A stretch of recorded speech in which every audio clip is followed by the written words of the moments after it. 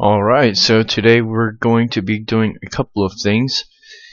We're going to be accessing our Windows server through our Ubuntu desktop and doing some testing with our file permissions for users that we set up with our shared folder. First things first, we have to make sure that pfSense is running and that server 08 is running, which I've already done. And also I've started Ubuntu desktop. And let's go look at the files here. Now what we need to do is go down to the network and we'll browse the network. And here is our Windows network.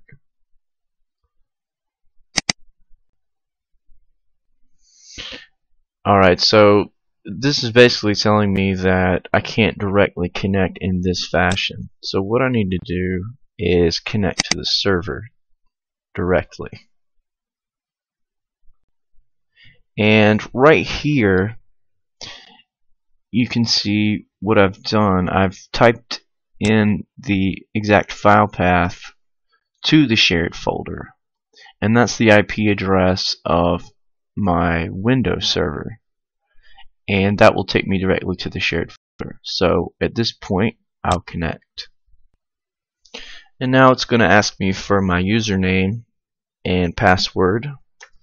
So if you recall, we have a couple of users. One was John, who had read-only privileges, and the other was Mary, who had read-write privileges to the shared folder. So first of all, I'll log in as John, and he's a member of the work group. Sorry, and I'll go ahead and connect as John to access the shared folder on our server. And so here are our documents. We have a test document and a new test document. I'll just open one of these as John. And we see that this is the test document. Hi, and what I want to do is just check something out here and say hello from John, period, or slash period, that's fine, either way. And what I want to do is try to save this. And I have a message here telling me that I do not have the permissions necessary to save the file. So that's telling me right there that John can't write on these files. He can read, this user can read the files, but cannot write over them. So I'll go ahead and exit out of this. And then the next thing that we'll do is log in as Mary and make sure that she has the correct privileges. She has elevated privileges over John's. Alright, so we've logged out as John, and now we're going to come back in here as Mary. Same procedure as before. What we're going to do is look at our files. And again, in the files, we're going to go down to the network. And we're going to connect directly to the server once again. And we see that what we're going to do is connect to the shared folder with the IP address of my server 2008 that contains the shared folder. And that is the pathway right there, the SMB, with the IP address in the shared folder. So we're going to choose this and we'll connect to it.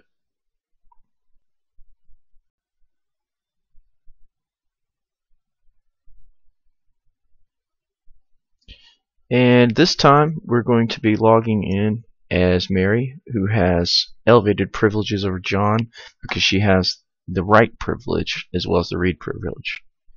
Okay, so there's Mary's username. She's in the work group, and password.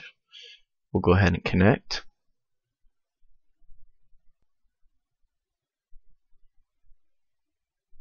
Okay, and here are our documents in the shared folder.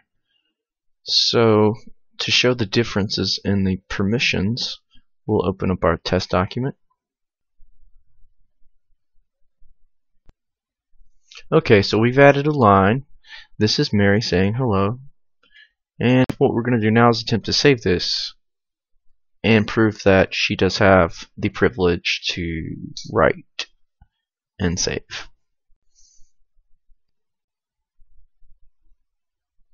Okay, so this document was saved. We can close it out.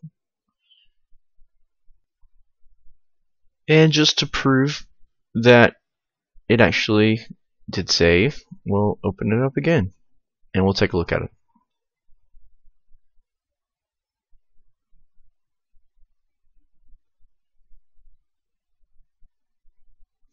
And as you can see right there, Mary was able to write over this document and save it.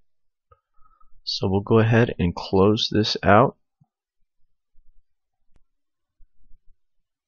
And just for another example of the elevated privilege, so we'll have Mary create a new document. And as you can see, here's an untitled document that was created by Mary that proves that she has elevated privileges and that our permissions are correct for our users across the shared network that we have with our Windows server being accessed through the Ubuntu desktop.